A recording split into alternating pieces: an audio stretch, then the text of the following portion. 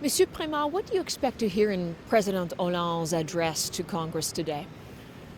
It will be a message about the national security and the national unity, actually, because we had experienced the most violent terror attack since the Second World War. So I think we need to have this address to all the French people through the parliamentarians. To bring everyone together. Is everyone together at this point? Is there a united front as you see it? Well, I think yes, everybody is together because we have also our soldiers, our armies in the world. But of course, we can have a debate, political debate, on how we can react in the most appropriate way. And I heard some political voices. People say that we have a say in that matter. So I think we might have some debates in the coming up weeks. But just now, we need to share this moment of unity, national unity, which is very important. One of the things that we expect he'll be asking is for Parliament's approval to extend the state of emergency perhaps to 3 months. Do you expect that will be forthcoming? Yes, it will come in the next 12 days, actually, because we have, I think we have to take the decision in the 2 weeks that's in the legislation. So, of course, we will extend the state of emergency right now, as we do not know exactly how we can guarantee the security in the most appropriate way. So it's better to have this state in order to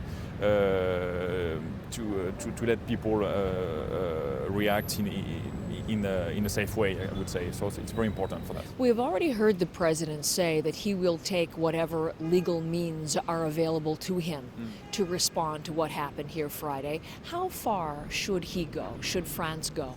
Well, I think he would use the tools that we have, because we already passed 2 laws the last year against terrorism, and then we had a specific law in April this year about the coordination of intelligence services. So I think we have the tools. We have to use those tools. So I think he would just try to use them in the most appropriate way in the kind of context. You may have the tools, but we heard just today from the Prime Minister, Monsieur Valls, saying that there was an awareness that attacks were talked about, were coming.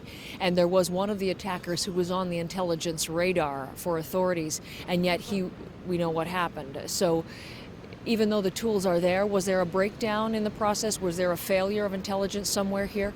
I wouldn't say there is a breakdown in the process, because if you just come back to what happened this year, all the intelligence services, the police, they dismantled many attempts in terms of terror attacks. So we had the threat was here. We knew that something was going to happen. We didn't know that it was going to happen that way, because it's true to say that it's the most violent terror attack we have ever known in our history, recent history.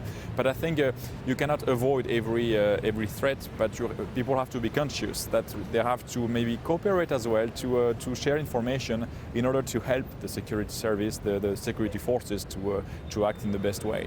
I think that's very important for our principles. Of free speech, yes, indeed, right. Which is so critical here. Yeah. In terms of military response, we've already seen France strike back very quickly, 20 bombs in Raqqa. What else, from a military standpoint, should be done? Well, we have to fight against the Islamic State, that's for sure, because it's clear, we know that they did that. They will maybe try to do other terror attacks. And I must say that we had a terrible attack in Beirut and in other countries as well in the last month. So I think we have to fight against this structure, this organization, and we have to cooperate in order to eliminate all the different networks of these organizations in the world. And that takes time. Of course, there is the military target, but there will be also in terms of foreign policy, we have to cooperate with other states in order to be able to eradicate the threats that addresses the Islamic State.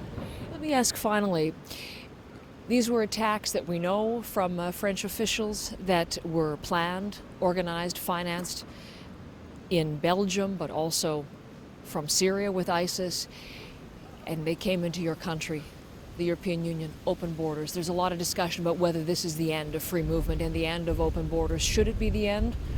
I wouldn't say it's the end of the free borders. I think we need to clarify the borders of the European Union, because we had the crisis of refugees, also linked to the crisis in Syria, actually, so in the Middle East. So we need to coordinate our borders. We have the tools in our treaties. I think about Schengen, security.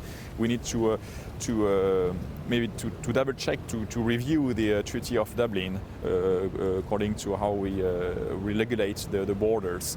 But at the same time, we need to have borders outside the European Union for sure, because we have different countries, different traditions. We need to cooperate inside the borders, but we need to be conscious about this Europeans as a whole, yes, okay. External borders. Monsieur Premat, I thank you very much for your time. Thank you very much.